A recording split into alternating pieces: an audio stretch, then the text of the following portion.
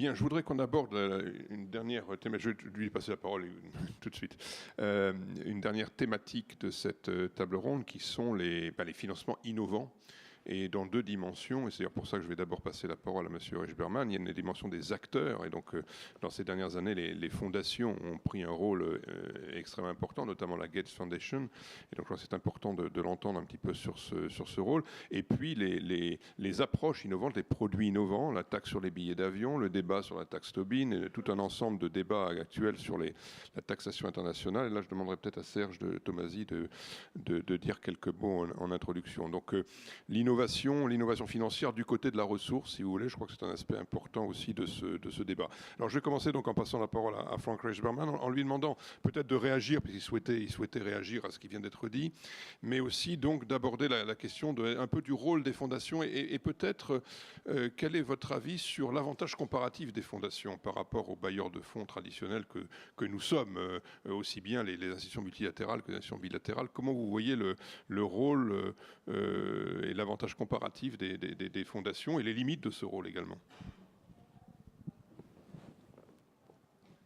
Thank you very much. I'd like the opportunity indeed to tie a few things together and again particularly focus on sanitation and focus on sanitation relevant for poor people, because as Meike van Ginneken also mentioned just now, not only is there a relatively small amount of money going to sanitation, but within that bucket, a lot of it goes to sewer networks and wastewater treatment plants. And frankly, these are pretty irrelevant to poor people. Poor people aren't served by sewer networks and wastewater treatment plants. In fact, to add insult to injury, if you look at who pays for what, if you're a poor person in a town like Dakar, if you have a water connection, you pay a sewer charge, whether you have a sewer or not. So in fact, poor people subsidize the better off who have access to a sewer. That is quite strange. And indeed, if you look at not only where the grant money comes, if you don't only look at where the national government provides funding, but where households provide funding, a relatively large share of funding is provided by households to build latrines. And then when these latrines need emptying, the government says, that's your own problem. We will build sewer networks, we will do wastewater treatment plants. Of course, we do things like solid waste collection, we'll have garbage trucks. But when your latrine is full, you have to go to the yellow pages and see if you can find the vacuum truck that comes to your house. A service provided in most cases by private sector companies. A few cities like Addis Ababa are different. But that is a strange situation that households have to pay for their own service there, and governments don't even think of it as a public responsibility. So we think that we could add some money there to have innovation that might change that. And indeed, the innovation that we see as critical in that area is not only technology, it's partly technology, because the vacuum truck that currently is the only sort of large-scale solution for mechanized emptying is not very efficient if you live in a low-income, high-density city. It just doesn't work very well, and it's too expensive. So there's still hundreds of millions of septic tanks and latrines that are emptied manually, which we think is frankly just unacceptable. So yes, we're willing to invest in technology that would empty latrines and septic tanks more effectively, and we see that as a market failure that nobody, the private sector isn't investing in that. But of course, innovation is not just required in technology, it's also transforming the market. So why not talk to the city of Dakar and say, use the sewer charge for on-site treatment? Why not use that sewer charge to pay for what we would call scheduled desludging? So rather than the individual being responsible to call the vacuum truck when they have an issue, you pay your couple dollars per month, and once a year, just like solid waste collection, the truck comes and empties house to house. So our estimates are that in that way, by transforming the market and involving small local public sector or local private sector companies that are currently informal and organizing them and involving them in treatment of fecal sludge as well, you could bring the cost of that service down from the current $50 to $100 per household per year to maybe $25 per year. And then We also need technology to bring that cost further down to, say, the $10 that we would believe would completely replace manual emptying and provide a service that households are willing to provide, without having to go to a situation like Addis, where indeed the municipality does offer that service at a subsidized rate of $10, but then now has to put in so much public money that they're going out of business. So there we see opportunities to both invest as a foundation in new technology and in the sort of institutions and markets that make that work, working together with governments and the private sector. We think that's innovative, and of course, in the way we'd like to fund is not by making grants, which are just gifts. We prefer to think of it as investing, and very deliberately to think of outcome investing, which is, if you like, a flavor of result-based aid, but where we don't just talk about outputs, but where we try very hard together with our development partners to come up with outcomes, which are proxies for impact, that are the closest to impact that if appeal to our investors, and that we still think we can hold our partners accountable for. And yes, then we are very interested to establish quantitative levels of outcomes and to come up with innovative financing as well, where you say, if you can have different levels of outcomes that the partners can provide, why not have incentives that try and indeed pay for performance? We think it's perfectly well possible to have grant funding and combine that with sort of economic principles that lead to pay for performance.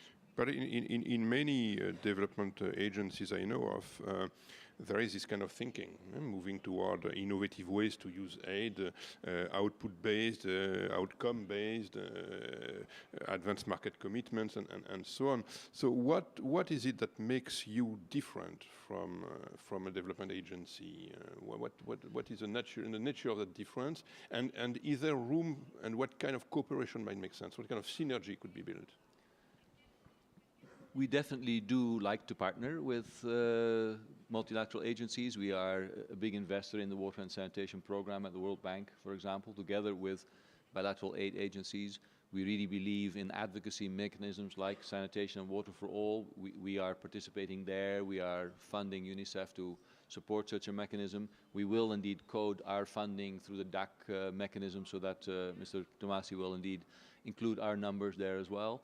But we're a bit different in that we are actually able to implement this outcome investing through incentives. I mean, when we speak with USAID, we have a joint investment in an innovation fund, but governments are often quite severely limited in how they can implement innovative financing.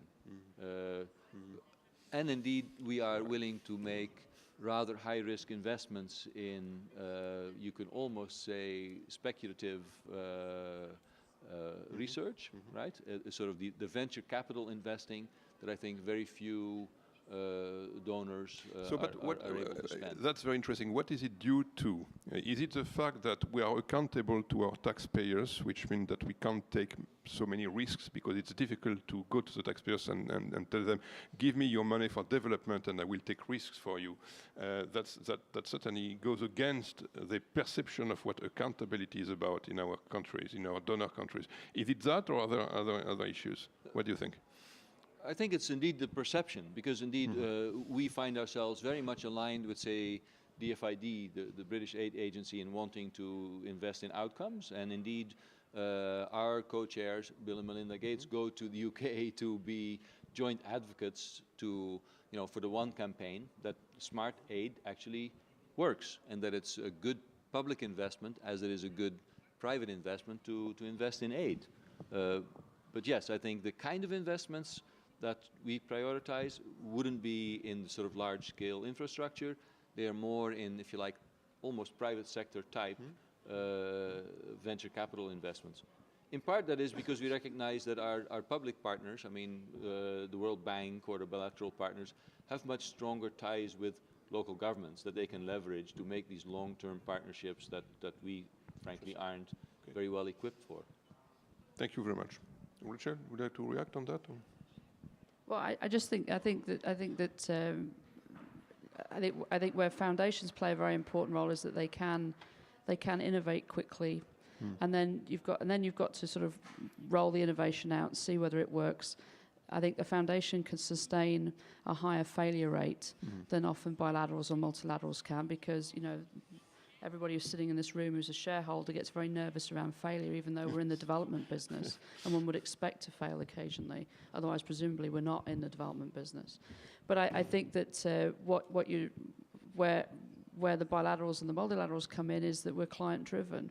And I think that's the conversation. I think the minister has offered real wisdom because, often clients have wanted the charismatic project, which may end up to be the white elephant. And so that dialogue between financier, development partner, and client around, what it takes within a political economy to make smart investment decisions, not always ones that can be pointed to within an election cycle. I think that's one of the hardest parts in client-driven development. Now, the only thing I would say to Frank is that he's using the language of investment, but he seeks no return. And I think that the other thing that's very interesting is using foundation innovation, and we do the same things. We had a large water hackathon early this year, crowding in all kinds of developers into solutions for problems. The trick then is to actually get private investors who do seek a return to come in and invest in these solutions so that they're sustainable. And I think that's, for most countries, this is about a journey away from aid dependence to investment opportunity. And, we, whether it's foundation or whether it's bilateral or multilateral, are in the business of getting ourselves out of business. And I think that that's important to know. Yeah, sure. We seek no financial returns. We definitely seek returns. We seek economic returns. So we are deeply interested in value for money.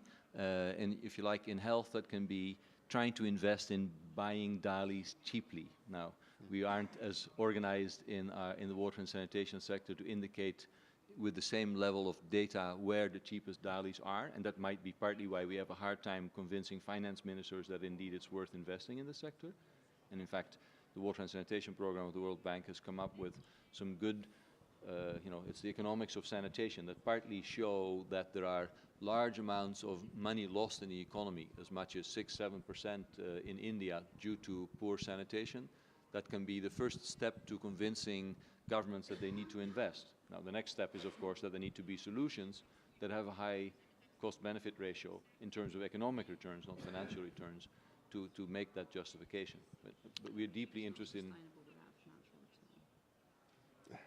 Of course, we also need financial return. And that's the problem for the sector. And as Rachel said, that's the problem of this sector. Well, I agree, but I also believe that, for instance, we can make a business out of sanitation. Right, I agree. Yes, right? Yes. And we are investing not only in new technology, but in developing business models where small local companies that empty latrines and process waste will indeed make a financial return. And we are deeply interested in that as well. So we share that. Merci beaucoup de cet échange. Serge, sur les financements innovants? Les financements innovants, on a eu la réunion du groupe pilote il y a 3 semaines à Madrid, puisque c'est l'Espagne qui le préside. Vous savez qu'il y a un groupe pilote sur les financements innovants qui réunit 63 pays. Aujourd'hui, 23 pays ont mis en place des financements innovants. Moi, je voudrais insister sur le fait que les financements innovants, d'abord, ce n'est pas que des taxes. Alors, bien sûr, il y a les taxes. Il y a la taxe sur les billets d'avion qui a été mise en place par 16 pays, la France, mais aussi des pays africains, Bénin, Madagascar. Il y a les contributions citoyennes, je pense aux produits du Fonds mondial RED ou aux cartes de crédit vertes qui sont émises par un certain nombre d'établissements bancaires. Il y a les opérations de swap dette contre nature, qui, à mon avis, sont un outil intéressant qu'on n'utilise pas assez. L'Allemagne l'a fait pour des opérations de swap dette contre santé, pour soutenir des programmes du Fonds mondial. L'Allemagne et la France, par exemple, à travers l'Agence française de développement, l'ont fait à Madagascar sur une opération de swap dette contre nature pour financer les aires protégées. Et puis, il y a les instruments de marché, bien sûr l'IFIM, qui permet de lever des fonds sur les marchés à travers l'émission d'obligations qui sont garanties par les États qui participent au tour de table.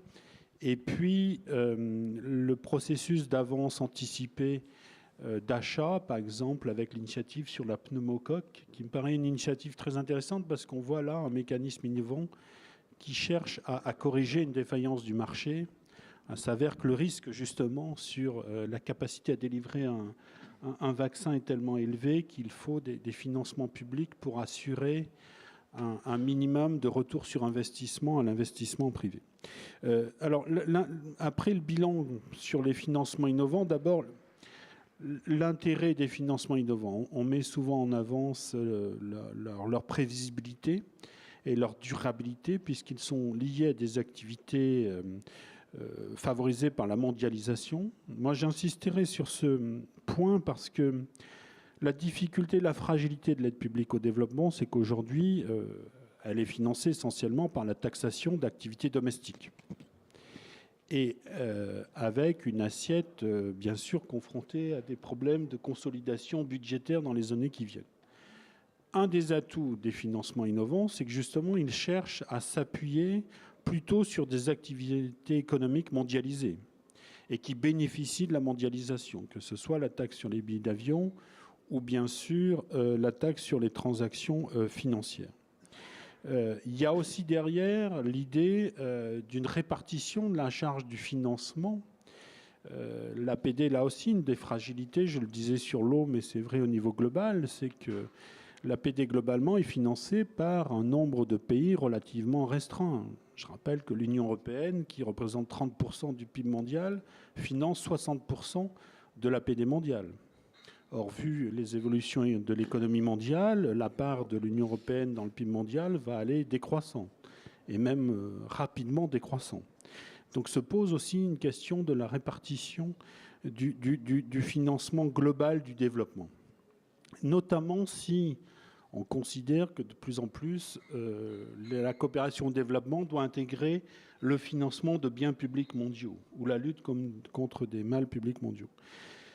En termes de résultats, là aussi, on peut avoir une opinion mixte, je crois.